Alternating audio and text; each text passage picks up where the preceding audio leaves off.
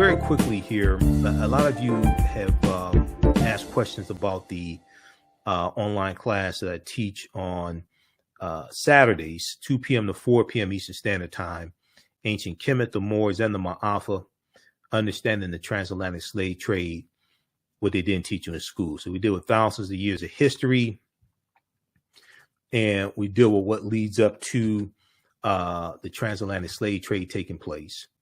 When we study our history, we can't start our history in slavery. And this is one of the things that really has to be impressed during Black History Month, African American History Month. We can't start our history in slavery.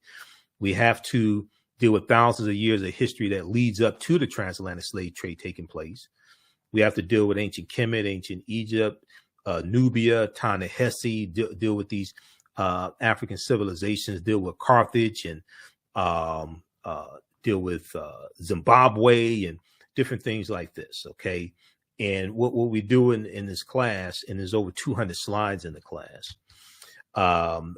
we go through and look at this history chronologically. There's a timeline of history that we use, and then we go through and look at different periods of history to see cause and effect. And we look at how really Africans lose control. We look at invasions that take place. One of those things we look at are the Punic Wars, and we look at Hannibal Barca and the Battle of Cannae in 216 BC. But we have to understand that even when we look here at the U.S., we have to understand that African people have been in the land we call the United States of America, this landmass. We've been here at least 51,700 years. And if we look at Dr. David Imhotep's book, The First Americans Were Africans, Documented Evidence, on page 14 of his book, he deals with a discovery made by Dr. Albert Goodyear in Allendale County, South Carolina in 2004, where they found 13 different types of evidence that to thoroughly document an African presence in the land we call the United States of America, dating back at least 51,700 years ago. Now, this is, and in South America, dating back at least 56,000 years ago. And they found artifacts, architecture, campsites, carvings, Egyptian writings, footprints in lava, genetic M174, dihaploid groups dealing with DNA and genetics, linguistics, painting, skulls, skeleton structures, and tools. Now, these were the Khoisan. The Khoisan have the oldest DNA on the planet. This is Dr. Albert Goodyear, who's an archaeologist at the University of South Carolina. This is an article from 2004 from ScienceDaily.com that talks about his discovery. This article is almost 20 years old. New evidence puts man in North America 50,000 years ago. Because one of the things we do in the class is we look at archaeological discoveries, and these archaeological discoveries that have come out in the past, within the past 10 years, that are causing the archaeologists and scientists to totally rethink everything and push the timelines back. Okay, so this is why we can't start our history in this country with us conquered and shackled and chained and conquered by Europeans. All right, but even when we deal with our history before the United States, we can't start our history in 1441 with the Portuguese going into Mauritania. We can't start our history in slavery. We have to deal with when African people ruled the world. So the Khoisan have the oldest DNA on the planet. In October 2012, genetic study published in Science magazine found that the Khoisan in Southern Africa are the oldest ethnic group of modern humans, with their ancestral line originating about 100,000 years ago. The Khoisan, formerly called by the derogatory term Bushmen, are genetically unique, and no other currently known population had separated so early from our common modern human ancestor, according to the report. The Khoisan live mainly in Southern Africa and territories spanning Botswana, Namibia, Angola, Zambia, Zimbabwe, and South Africa. They are largely divided into two groups: hunters and gatherers, the Sans people, S-A-N, that's the Sans people, and keepers of livestock, the Khoisan people. The Khoisan languages include the distinctive click sounds that aren't found in the languages of their neighbors. Now, AtlantaBlackStar.com has a good article called 5 Ethnic Groups That Prove the First Humans Were Black. Okay. And then we have the people of the Andaman Islands as well. There's a number of different archaeological discoveries that we look at that will totally blow your mind, and they're causing the archaeologists and paleontologists and scientists to understand that all of this is much older than we thought, and they have to keep pushing the timelines back. I mean, there was an ancient beer factory discovered. It was discovered last year. It was discovered in 2021 in Egypt that dates back 5,000 years. But this discovery right here, New York Times has an article from February 2010 on Crete, new evidence of very ancient mariners. On Crete, new evidence of very ancient mariners. And this discovery deals with on the Greek island of Crete, which has been an island for more than 5 million years. They found stone tools that date back at least 130,000 years ago. They found stone tools that date back at least 130,000 years ago.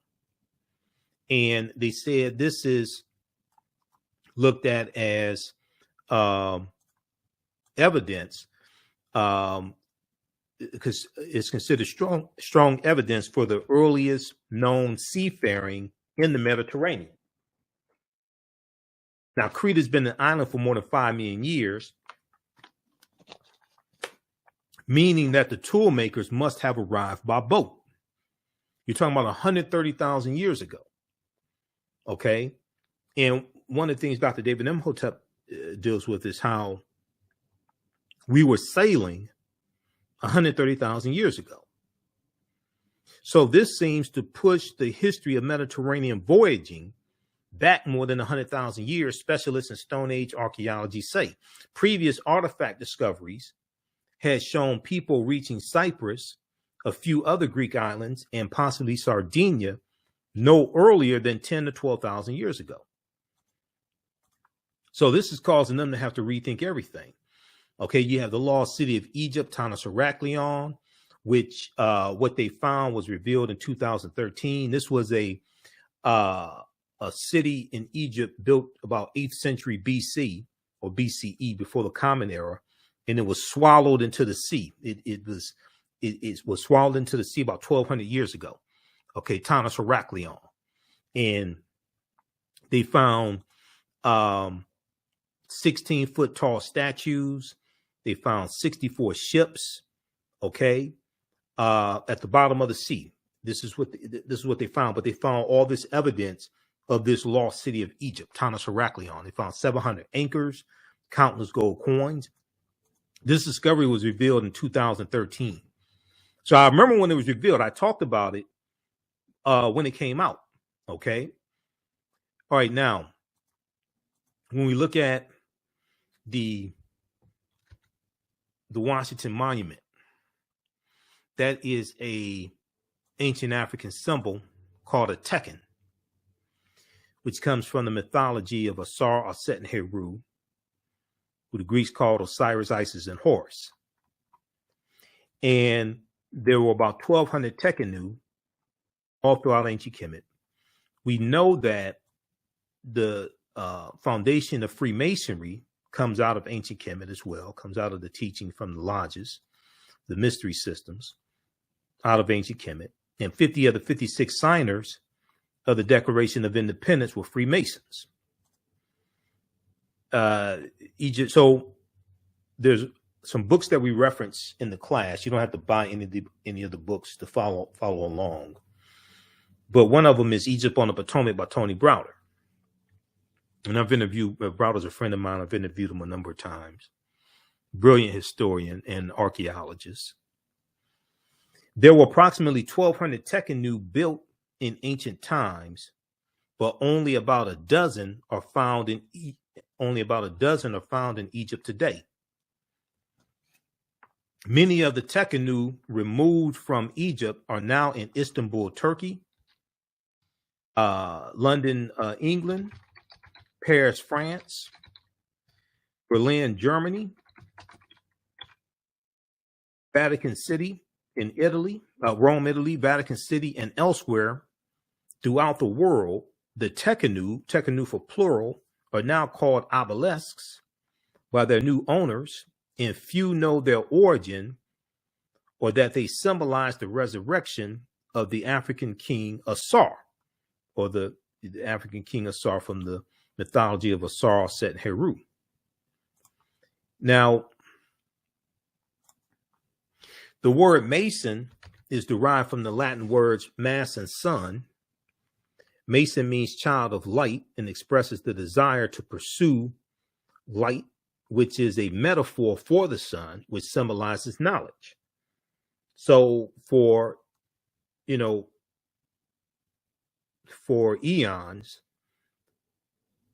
light has been associated with knowledge. And even when you watch, say, cartoons, and a cartoon character has an idea, you may see a light bulb go off over the cartoon character's head, associating light with knowledge. And darkness has been associated with ignorance or lack of knowledge. So when Europe is cast into the Dark Ages, after the Vandals and the Visigoths crushed the western portion of the Roman Empire in 476 AD, this is a period of ignorance. And it's going to be the teachings that the Moors taken to Europe, coming from the Nile Valley region of Africa, the knowledge coming from the Nile Valley region of Africa. The African Moors are taking the light from Africa into the dark continent, Europe. And this knowledge brings Europe out of the Dark Ages. Okay, it brings them out of the Dark Ages, late 1400s. And then they go into the next age, like early 1500s, you go into the next age, which is the Renaissance age, which is a period of enlightenment, light in reference to knowledge. The Renaissance age, a period of enlightenment. The term child of light or sons and daughters of light was first used to identify students who had completed 42 years of study in the temples of ancient Kemet. Many Masonic temples were modeled after the temples of Kemet, places where light or knowledge was imparted in a series of steps or degrees.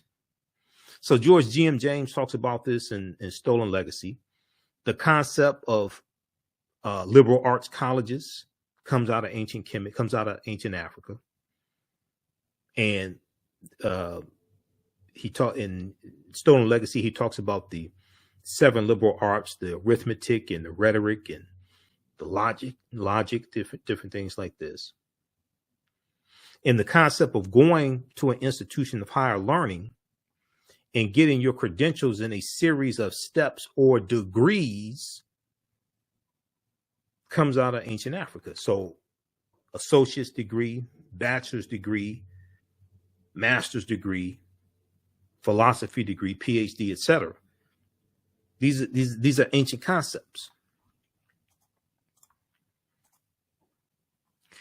Okay, so Masonic temples are considered houses of light or temples of learning.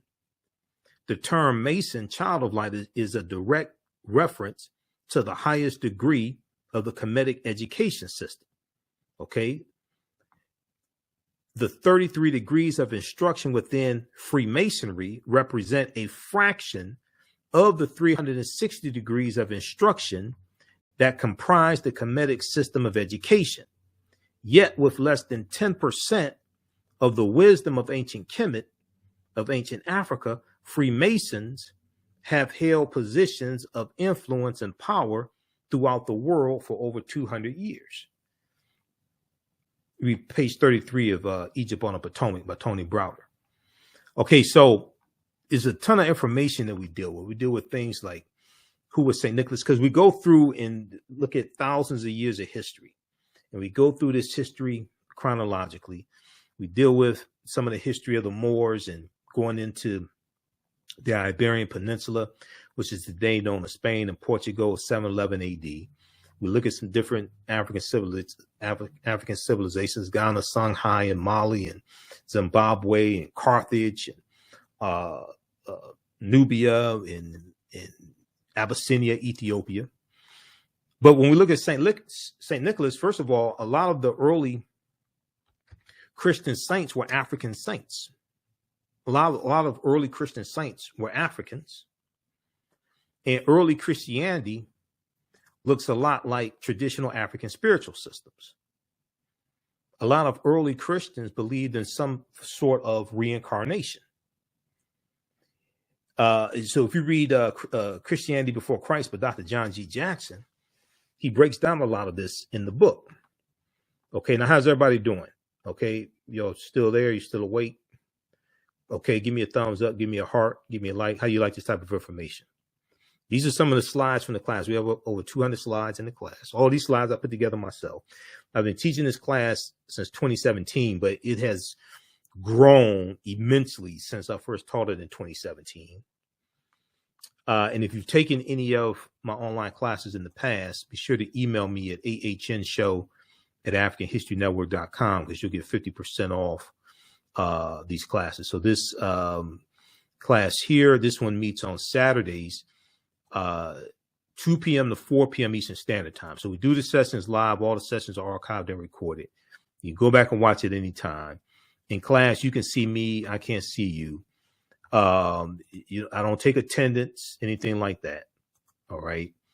This is ancient Kemet, the Moors, and the Maafa, understanding the transatlantic slave trade, what they didn't teach you in school.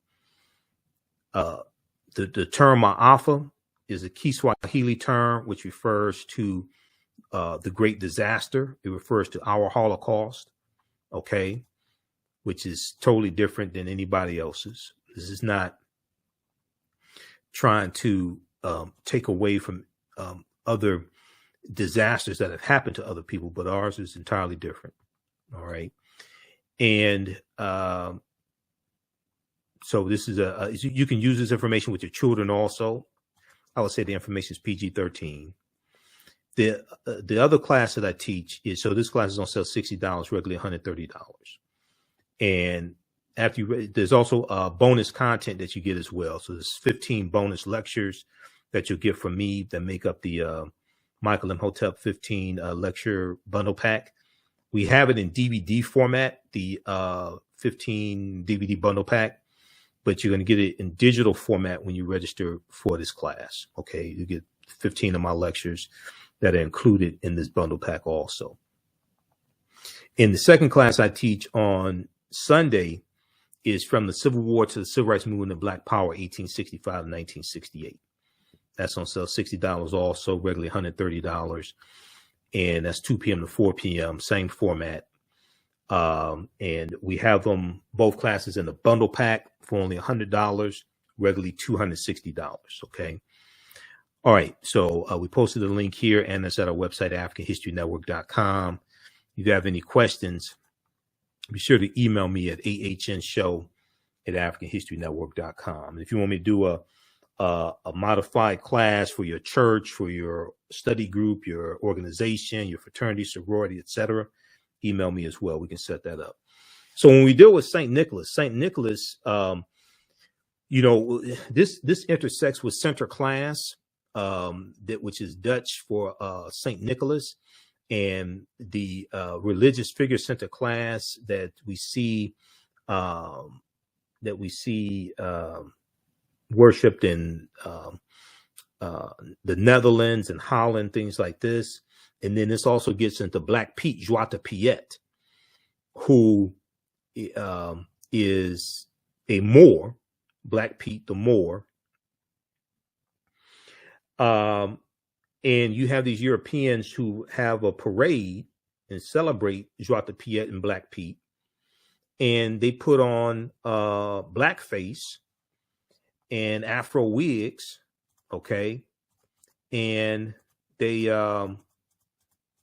this right here, they put on blackface and Afro wigs, all right, and they celebrate the coming of Sinterklaas and Black Pete. Now, from Sinterklaas, from this religious figure of Sinterklaas, you get the secular figure, the mythological figure of Santa Claus. Okay, and Sinterklaas is introduced into the U.S. in the early 1700s by the Dutch. And you're going to have the cartoonist Thomas Nast.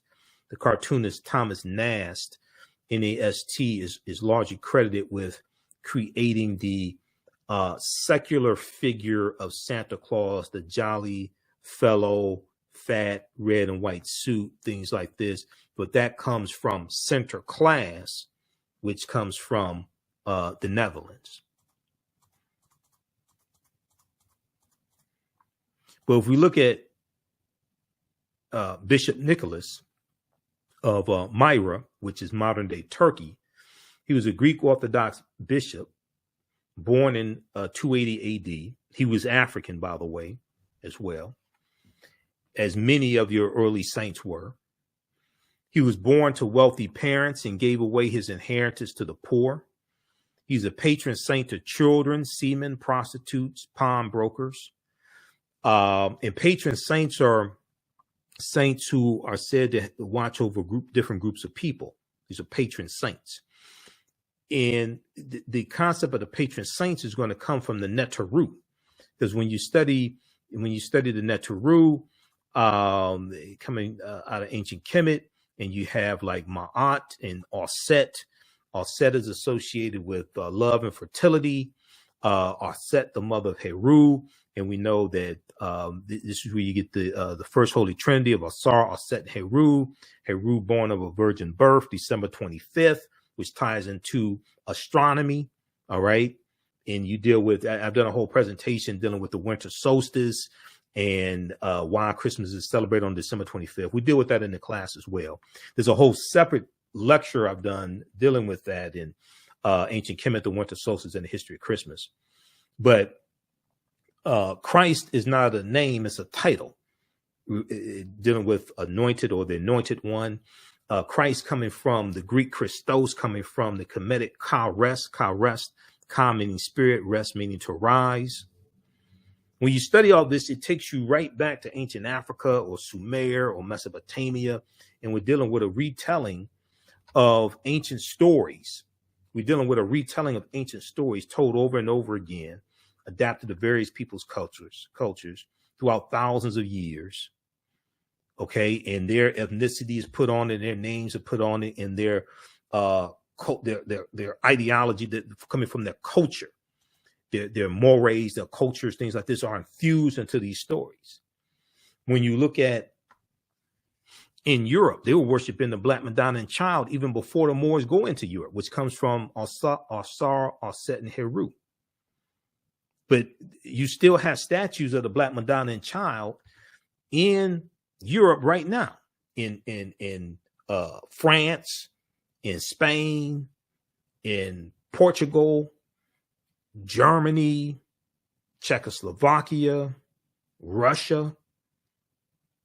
And from the Black Madonna and Child, you get the decolorized version of the white Mary and Jesus. And as Europeans are coming out of the Dark Ages and they start conquering other people's lands and extracting the wealth out of people's lands, extracting the mineral wealth and building up Europe, because Europe had been devastated by the Black Death, the bubonic plague, and from 1347 to 1400, Europe loses between a quarter to a third of their population. But as you see a rise in European powers, you're going to see a rise in the dominance of the European phenotype. European phenotype gets elevated, and a lot of these different figures that were traditionally African figures, mythological, etc., get reinterpreted as European. When you study Zeus amongst the Greeks, In Greek mythology, in Greek mythology, they tell you Zeus comes from Ethiopia. We know the word Ethiopia and Ethiops is Greek, which means sunburnt, but they tell you Zeus comes from Ethiopia. Originally, Hercules was black. Then you're going to see Michelangelo paint the Sistine Chapel, and he uses his aunt and uncle as the models for Adam and Eve. You're going to see this reinterpretation of these traditional figures that were traditionally African. You're going to see them reinterpreted as European, and then they're going to be projected around the world. If you look at this book here, this is one of the books I use in the class from Runoko Rashidi, who's a friend of mine. We know Runoko passed away August 2nd, 2021. He was in Egypt. Black Star, the African presence in early Europe. Black Star, the African presence in early Europe. So on page 90, and we know Runoko had a library of probably about 40,000 photographs he took. He visited something like 125 islands and countries all around the world. And he would document the African presence all around the world. So these are statues of the Black Madonna and Child in Switzerland, Poland, Madrid, Spain, Luxembourg City, Luxembourg. They were basically worshiping African people. This is coat of arms of Pope Benedict XVI with the head of a Moorish king.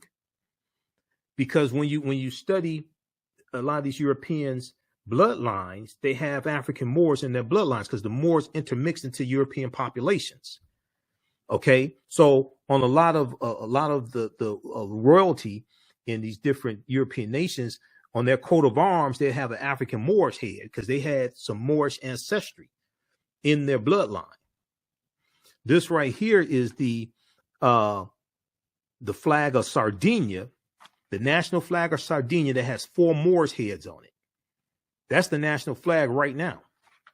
Originally, the bandana was a blindfold because the Moors were in those areas, but they were conquered. And we're going to see in different areas, like the Moors conquered and enslaved, and we see this especially amongst the Spanish. Okay. And they're going to be taken into different like Spanish colonies. But this is a deep history. We look here, you see the Black Madonna and Child here in France. You see it, another Black Virgin of Paris. We see one here in Spain. Another one in Kremlin in Moscow. This painting, that's in Moscow. This is page 89. Okay, so this all ties into our history. This is a deep book right here. I interviewed Runoko about this book in 2014. This is another book we use in the class, Golden Age of the Moor, edited by Dr. Ivy Van Sertima. Because this, we go through and deal with this history chronologically. Okay, so Golden Age of the Moor is another book we use. Before the Mayflower by Lerone Bennett Jr. is one that we use. Okay, this is the 6th edition. It's beat up. I need another one. Now Valley Contributions of Civilization by Tony Browder is one. How White Folks Got So Rich, The Untold Story of American White Supremacy. This is the 3rd edition from the Nation of Islam Research Group. The Egyptian Philosophers, Ancient African Voices from Imhotep to Akhenaten by Dr. Malefe Kete Asante. Now, you don't have to buy any of these books to follow along in class. I use these for reference. We cite different parts of the book. This right here, the Declaration of Independence and Other Great Documents of American History. I use it more so in the second class I teach, from the Civil War to the Civil Rights Movement and Black Power, 1865 to 1968. This one right here. This is probably about $2 from Dover Books. This is a really good one. It has Declaration of Independence, U.S. Constitution, all that stuff in there. But you can read the U.S. Constitution at loc.gov, Library of Congress website. Okay. You can read it for free there. Because when we understood the Constitution, we'd be much better off. We understood history and law. This one right here, Collective Courage, A History of African American Cooperative Economic Thought and Practice by Dr. Jessica Gordon Nimhart, which deals with our deep, rich history of cooperative economics and the co-ops. This is another book that we reference in the class. Okay. Nile Valley Contributions to Civilization by Tony Browder. Egypt on the Potomac by Browder as well. This book right here, Egypt on the Potomac. Christmas Miscellany, Everything You Always Wanted to Know About Christmas by Jonathan Green. This is one of the books I read when I was really studying the history and origins of Christmas, because I've been doing presentations dealing with the history of Christmas going back to 2012. So those are just a few of the books that we do within the class. So you don't have to, some of these books you may have in your library. If you don't, it's fine. You still be able to follow along in the class because I have a lot of slides for you. All these slides I put together myself. How's everybody doing? Okay. How you all like this type of information? Who still needs to register for this 10-week online class? As soon as you register, you can watch the class we did last week. I'll post the link here again. And we also have a bundle pack when you register for both classes for only $100. The classes are regularly $130 each. You have a special discount right now. And if you have any questions, if you have to make any other arrangements, if you want to pay through PayPal or anything like that, or pay through Cash App, email me ahnshow@africanhistorynetwork.com, ahnshow@africanhistorynetwork.com. All right, let's continue here. We'll be here for a few more minutes. So it's important to understand this history chronologically. Historical events don't happen in a vacuum. They are the culmination of a sequence of historical events that lead to other events taking place.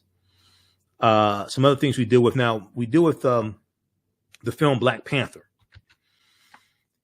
And the film Black Panther is deep on multiple levels. Okay. The word Wakanda is a real word. There were 11 different African cultures infused into the film Black Panther. Ruth Carter, who was the costume designer, she studied 11 different African cultures over the course of about 6 months. And you see this incorporated into the film. Now, Bast is short for Bastet, is a deity or neter from ancient Kemet.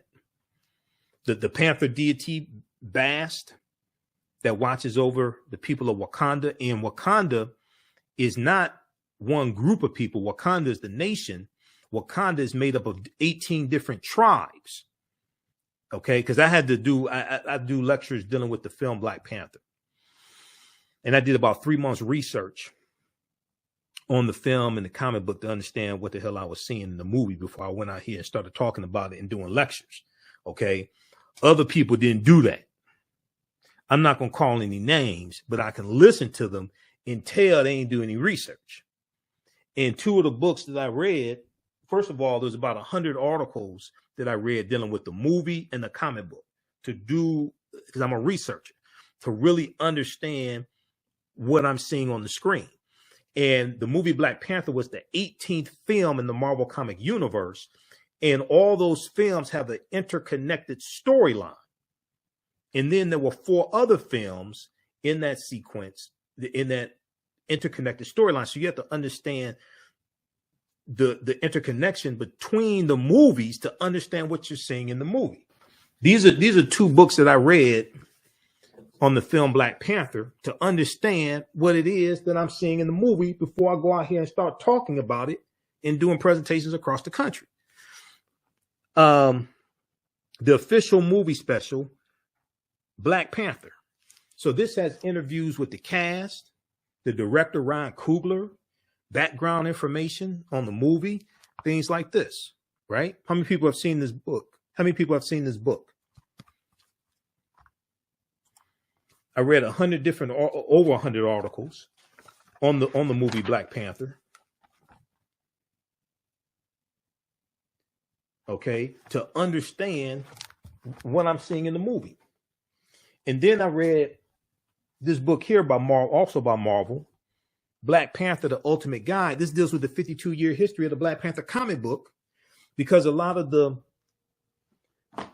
themes from the comic book we see in the movie, and then we see changes in the storylines, things like this.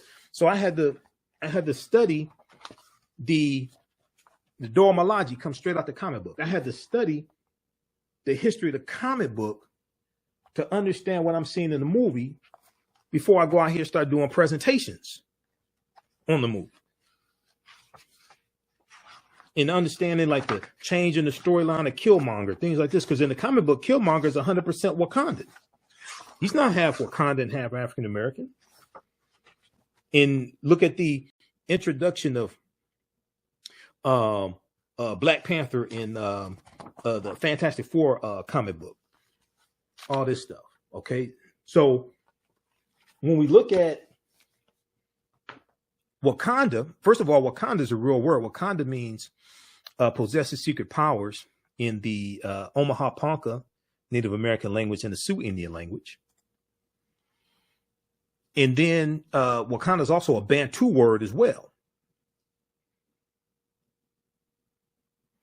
Now, when we look at Bast or Bastet, Bastet is an ancient Egyptian goddess or neter worshipped in the form of a cat or in the form of a lioness and later a cat. She's a goddess of warfare in Lower Kemet, worshipped as early as the second dynasty, about 2890 BCE, before the Common Era. When we look at the Black Panther comic book, Wakandan religion and its tribes. The religion of the Wakandan people first developed during the pilgrimage to the land in their conflict with the originators. The gods of Wakanda formed from the heroes of humans within the tribe. Ascending to the status of a god, these heroes became the Orisha. The Orisha are the names of the deities in the spiritual system of Ifa, which is practiced amongst the Yoruba of Nigeria. This is in the comic book, the Orisha. Some people say Orishas, but a brother from Nigeria told me, he said it's Orishas.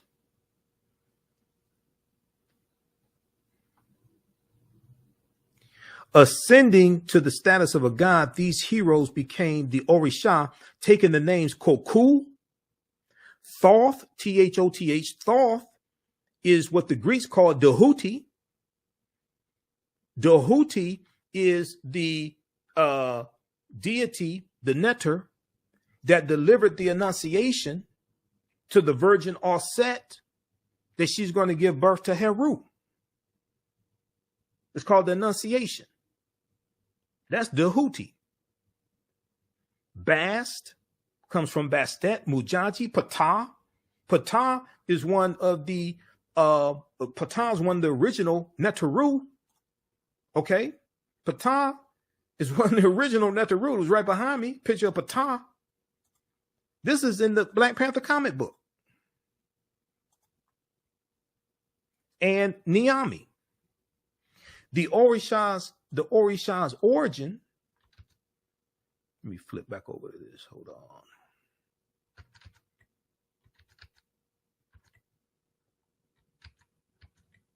The Orisha's origin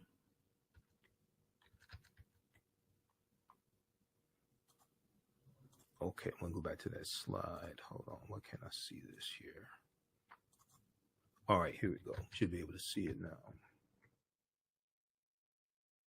The Orisha's origins date back to the ancient Egyptian beings known as the Inuit. So if you study ancient Kemet, you know the Inuit refers to the 9 original Neteru. This is out of the Black Panther comic book. What are the Inuit? Inuit means group of 9 in Greek. In ancient Kemet, they were called Pesjet. The 9 Neteru were Atom, which is the sun, Shu, which is air, Tefnut, moisture, Geb, earth, and Nut, sky, Asar, who the Greeks called Osiris, Aset, Isis, Seth, Set, who was the brother of Asar, and Nephthys. This is known as the Ennead, which comes straight out of ancient Kemet, but that's in the Black Panther comic book. Read pages 274 and 277 of Ancient Egypt by Lorna Oakes and Lucia Galen. Also Nile Valley Contributions to Civilization. And they break this down in the book, because pages 274 to 277, they have a chart of the Neteru.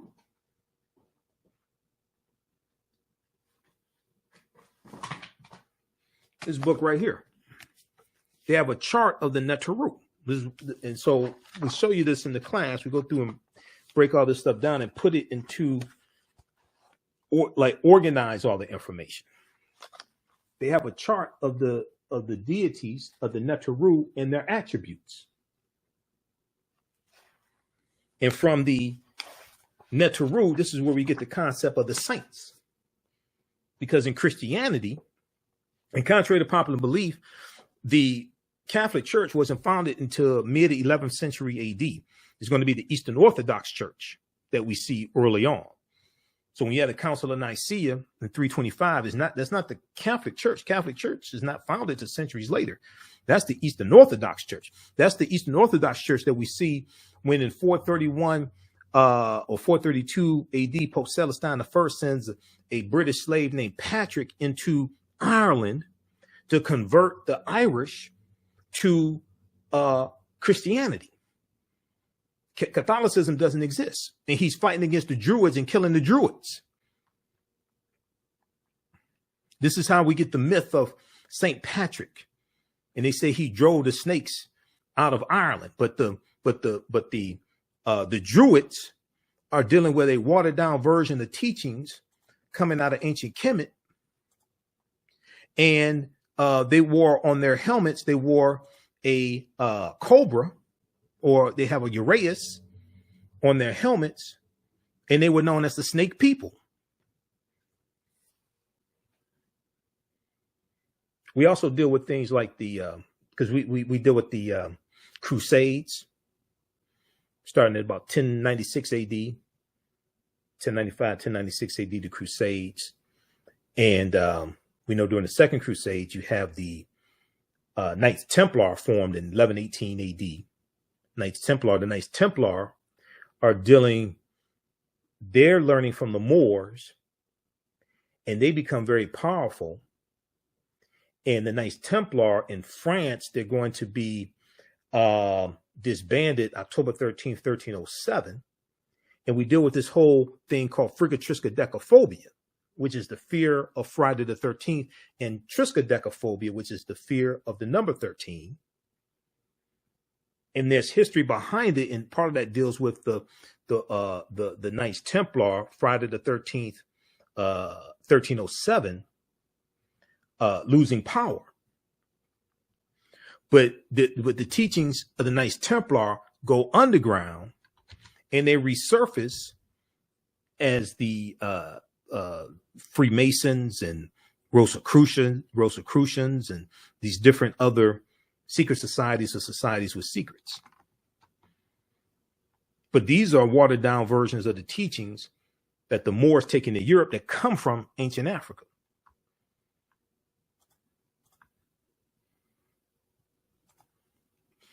So this is just a sample of the type of information that we deal with. In Wisconsin, there's a water park called Wakanda, because Wakanda is an ancient term. You have a school in Nebraska named Wakanda. You have a water park in Wisconsin named Wakanda.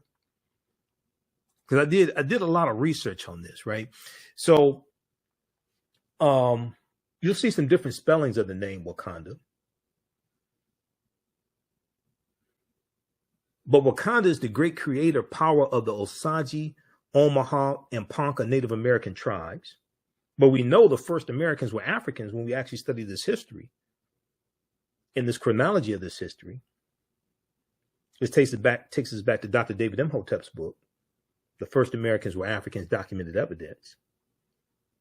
Wakanda is an abstract, omnipresent, creative force who is never personified in traditional Siouan legends, and in fact did not even have a gender before the introduction of English with its gender-specific nouns. You can check out native-language.org for more information, but there's other information out there on Wakanda, which is an ancient term.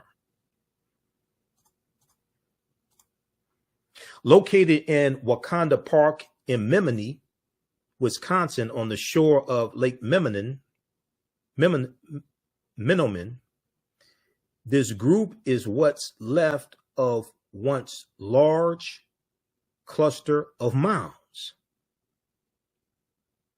that were submerged when Lake Menominee was created by damming Red Cedar River. Out of 17 submerged mounds, 14 were excavated by archaeologists. Some of the mounds contain burials, including an individual wearing clay mask, the feature found in only 2 other mound sites in Wisconsin. By different accounts, either 3 or 4 mounds are still extant in the park, all supposed to be ovals. I found 2 definite mounds in decent condition, unmowed and away from pedestrian traffic at the dead end of the ridge overlooking the lake. Nearby, there was a raise in the ground that might have been a 3rd mound, but is pretty low and mowed with the rest of the disc golf course on which it's located. Okay, you check out wisconsinmounds.wakanda-park-mounds.html or Menominee-wi for wisconsin.gov. Now, in doing this research, so I was looking, and they have this historical marker, this whatever this is, this sign, this like historical marker here at the Wakanda Park in Wisconsin. And it talks about a group of ancient mortuary mound, and it talks about prehistoric Indian mounds. And they talk about these early mound builders. So this is a deep history. Okay, so these are just a few of the things we deal with. We talk about Carthage and Hannibal Barca and the Battle of Cannae in 216 BC, and Carthage being destroyed in 146 BC by the Romans. We deal with Ghana, Songhai, and Mali, 3 great West African nations. We talk about the Moors as well. And everything we taught Europeans came back to kick us in the behind. We deal with, according to the Oxford English Dictionary, the Moors as early as the Middle Ages and as late as the 17th century were commonly supposed to be black or very swarthy, and hence the word is often used for Negro. Early in the 8th century, after a grim and extended resistance to the Arab invasions of North Africa, the Moors joined the triumphant surge of Islam. Following this, they crossed over from Morocco over to the Iberian Peninsula, which is today known as Spain and Portugal, where their swift victories and remarkable feats soon became the substance of legends. In 710 AD, or Common Era, Tarif, with 400 soldiers and 100 horses, all Berbers, successfully carried out a mission in southern Iberia. Tarif, an important port city in southern Spain, is named after him. This was a reconnaissance mission to get the lay of the land and see what they were up against. It is clear, however, that the conquest of Spain was undertaken by Tariq ibn Ziyad. Tariq was in command of an army of at least 10,000 men. And where they land when they go in 711 AD it's a rock promontory called Jebel Tariq, or Tariq's Mountain, also known as Gibraltar or the Rock of Gibraltar. And this is named after Tariq ibn Ziyad. So we go through and we look at everything from Christopher Colon to Publius Cornelius Scipio Africanus, who is attacking Carthage. We look at what Columbus is central to really understanding the spread of the transatlantic slave trade and where he went on his 4 voyages. And the nations that he conquered, the island nations that he conquered, like Jamaica and Dominican Republic and Haiti on the island of Hispaniola, which he called La Isla Española, which is anglicized to Hispaniola, okay, refers to the Spanish island. So the western third of the island of Hispaniola was a colony they called Santo Domingo amongst the Spanish. When the French take over the colony in 1697 from the Spanish, they call it Saint Dominique. And we know there's a revolution in 1791 in that colony. And when those Africans declared their independence January 1st, 1804, they called it Haiti, which is the Taino name, Haiti. And we call it Haiti. But those nations of Haiti, Santo Domingo, Dominican Republic, Cuba, which Columbus conquers on behalf of the Spanish crown in 1492, Puerto Rico, which he conquers in 1493 on behalf of the Spanish crown, those island nations have never recovered for what happened to them over 500 years ago. They're still dealing with the side effects of what happened to them over 500 years ago. And the British take over Jamaica from the Spanish. The French take it over from the Spanish. But when we look at where Columbus goes on his 4 voyages, see, Columbus helped lay the foundation for slavery, racism, capitalism, the exploitation of indigenous people. And then we see that we're going to have the Asiento de Negros signed by King Charles V in 1518, which really expands the transatlantic slave trade and causes direct transports of Africans from Africa directly to the Spanish colonies without having to go into Spain first. The Asiento de Negros.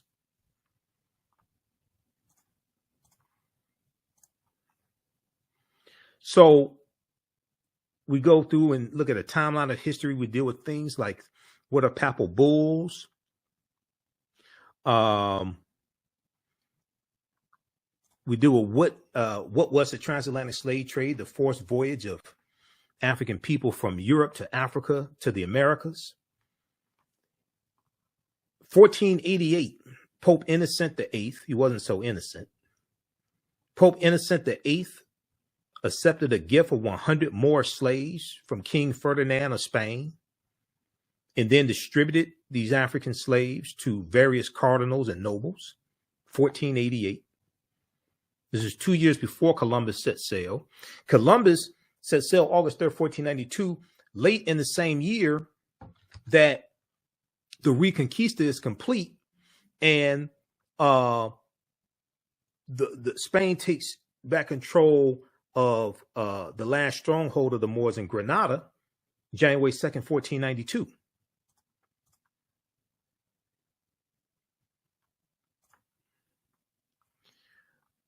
When we look at, let me see here. What was the Middle Passage? So the Middle Passage was the leg of the triangular trade from Africa to the Americas, or what Europeans call the New World. Manufactured products such as rum and textiles were, or weapons and gunpowder, etc., were taken from Europe to Africa in exchange for Africans who would become slaves or exchange for gold and silver. These Africans were then sold in the Americas, in the Caribbean, for raw materials such as sugar and molasses. And one of the things that they're doing, especially amongst the Spanish, and the French do this also, they set up sugarcane plantations in these colonies because sugarcane grows in warmer climates. So Jamaica and Haiti and Cuba and Puerto Rico are excellent climates to grow sugarcane. And sugarcane was a big commodity even before cotton became king. So we take you throughout history, and then we leave off in about the 1830s or so, 1840s. In the second class that I teach, from the Civil War to the Civil and Black Power, 1865 to 1968, that second class basically picks up where this first class leaves off. And the reason why is because the second class is a 10-week online class. There's so much information that I had that I couldn't deal with. See, that the period of time from 1865 to 1968 is a crucial period of time. And we're dealing with the Civil War. We're dealing with the Special Field Order number 15, 40 Acres and a Mule, all this history. Okay. So the second class, from the Civil War to the Civil Rights Movement and Black Power, 1865 to 1968. We go through in each class, we analyze about a 10, 15, 20-year period of time. We start in 1803 with the Louisiana Purchase, which is tied to the Haitian Revolution of 1791. And France sells the land that they have here in the U.S. They sell that land for about $15 million to the U.S. in 1803. And that deal was signed off on by Thomas Jefferson, President Thomas Jefferson. So the Louisiana Purchase basically doubles the territory of the U.S. at that time. And they're going to carve out about 15 states out of this territory. Louisiana Purchase of 1803, which is tied to the Haitian Revolution. And the Louisiana Purchase of 1803 brought into the United States about 828,000 square miles of territory from France. France had no right to the land. This land basically stolen from Native Americans and African people who were already here. But this doubled the size of the U.S. What was known at the time as the Louisiana Territory stretched from the Mississippi River in the east to the Rocky Mountains in the west, and from the Gulf of Mexico in the south to the Canadian border up north. Part or all of 15 states were eventually created from the land deal, which is considered one of the most important achievements of Thomas Jefferson's presidency. You check out history.com, official website of the History Channel. They have some good information there on Louisiana Purchase. So we go through and look at this history. We look at we look at this history chronologically as well. We look at Texas becoming part of the Union in 1845. We look at Texas winning their independence from Mexico in 1836. Mexico winning their independence from Spain in 1821. Vicente Guerrero becoming the second president of Mexico in 1829. He's of African descent. He abolishes slavery. We look at the Alamo, the fight over the Alamo, the fort, 1836. Look at the Mexican-American War, 1846, 1848. Okay. And because of the Mexican-American War, then the U.S. is going, and you're dealing with this concept of manifest destiny as well. The U.S. is going to get the land that makes up California, Arizona, New Mexico, Colorado, Utah, and Nevada from Mexico.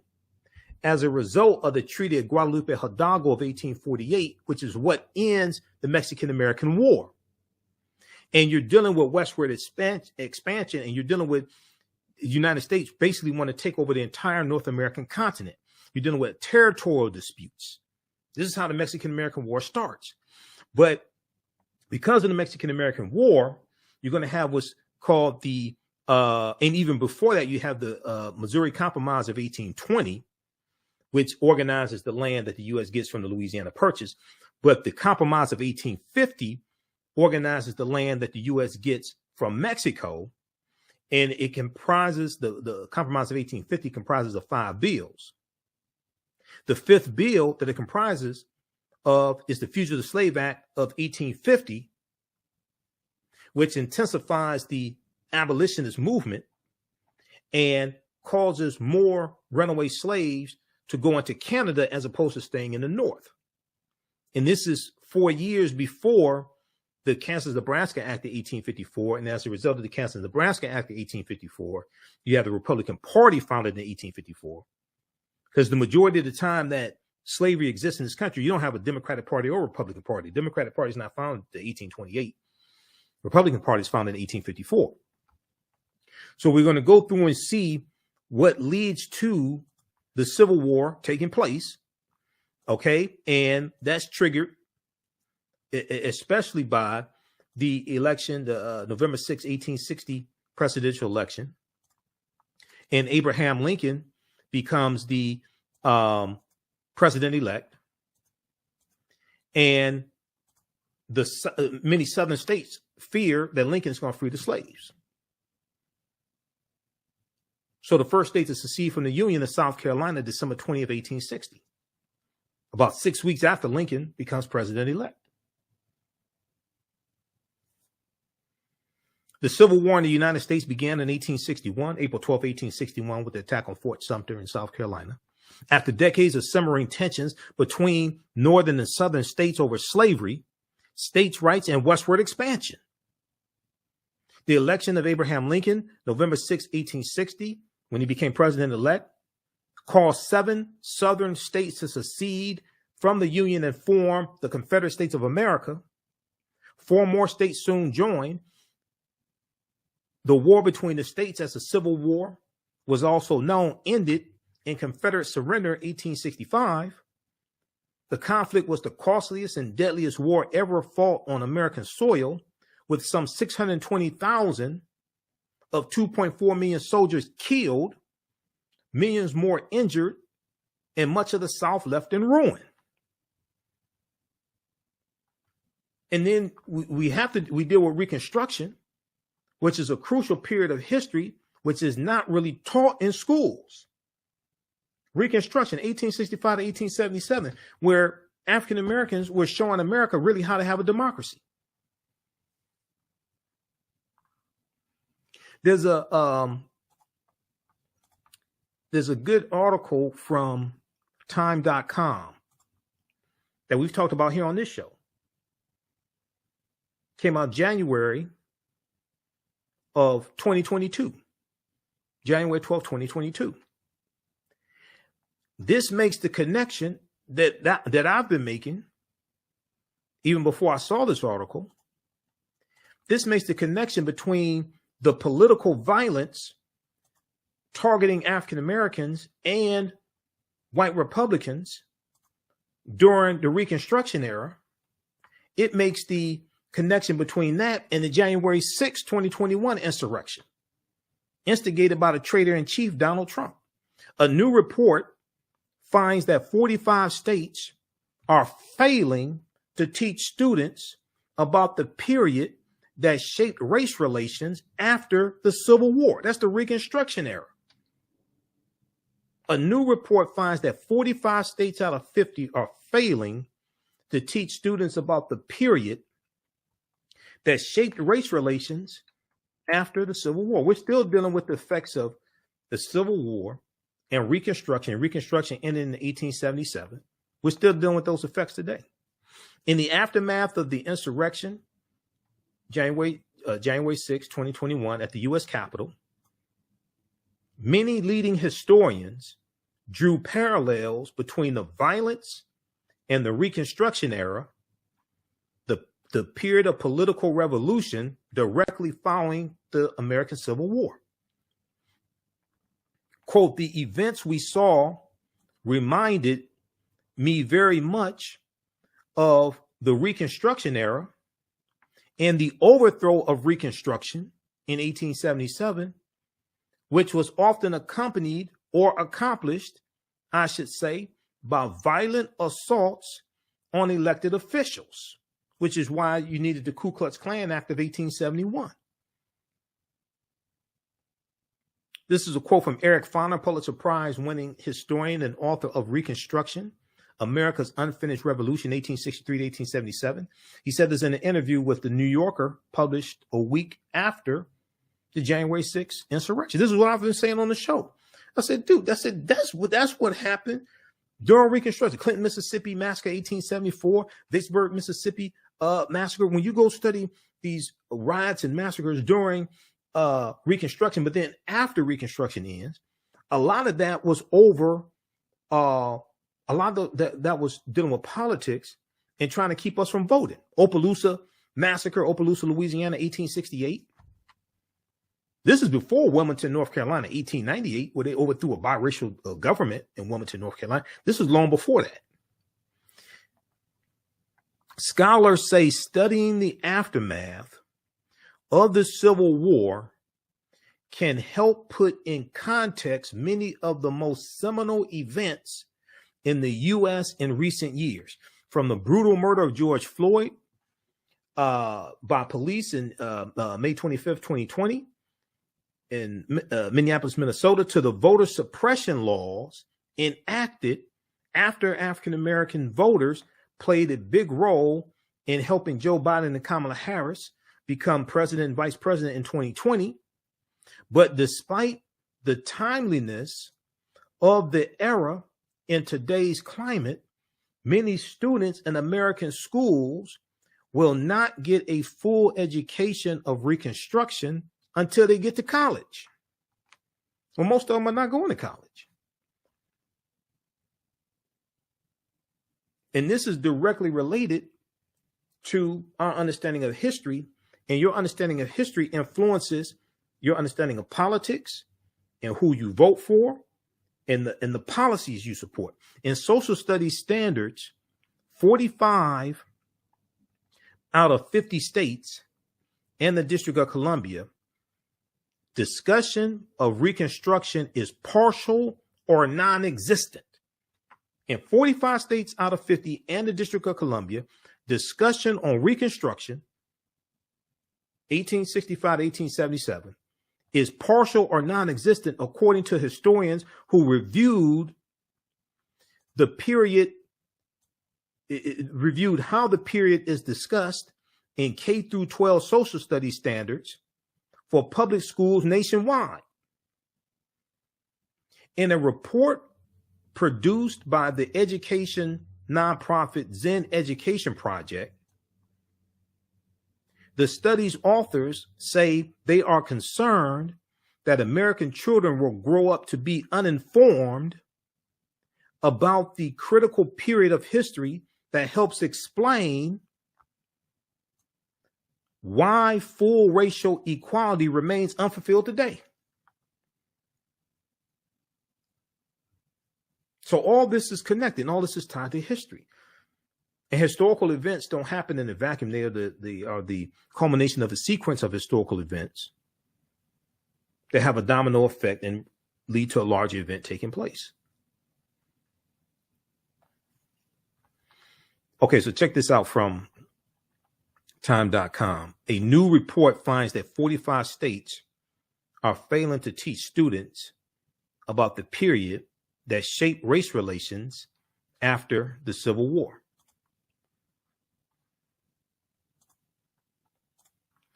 All right, how's everybody doing? How y'all like this type of information? So I teach the classes on the weekends, Saturdays and Sundays, 2 p.m. to 4 p.m. Eastern Standard Time.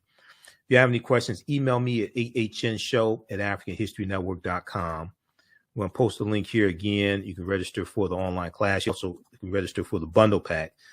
So the class is regularly $130. They're on sale $60.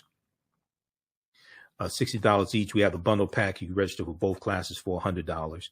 If you want to pay through Cash App, email me and we can do that as well. Or you can just send it through Cash App also. I'll enroll you in the class. We have a Cash App information here.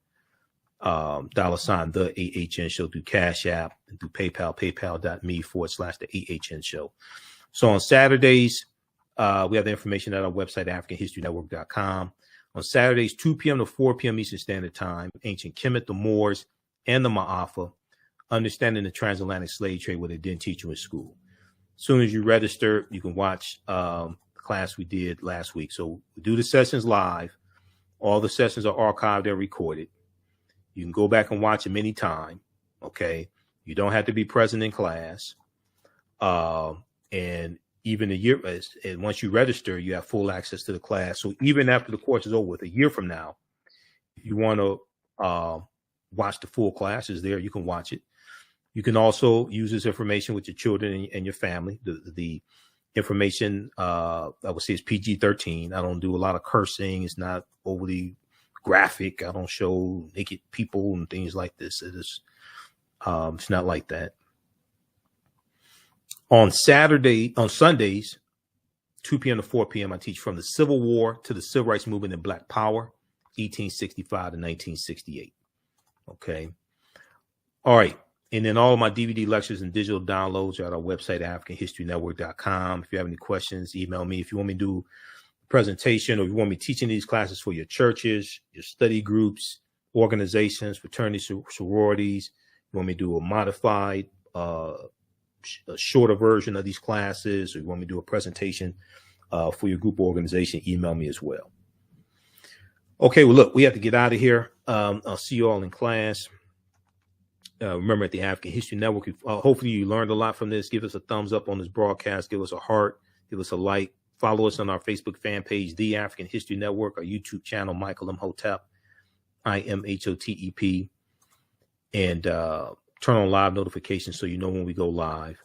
Also, sign up for our email newsletter. Text the word Kemet, K-E-M-E-T, to 22828. Text the word Kemet, text the word Kemet to 22828 to sign up for our email newsletter. All right, look, we have to get out of here. Remember, at the African History Network, we focus on educating, empowering, and inspiring people of African descent throughout the diaspora and around the world. I'll be on Roland Martin Unfiltered on Friday. I'm a panelist usually on Fridays. And, on Sundays, we're here for 2 hours on 9-10 a.m. Superstation WFDF, the African History Network show. We're here for 2 hours on Sundays. All right. Remember, right now, it's correct wrong behavior. It's not over till we win. Wakanda forever. And we'll talk to you next time, and we'll see you in class. Peace.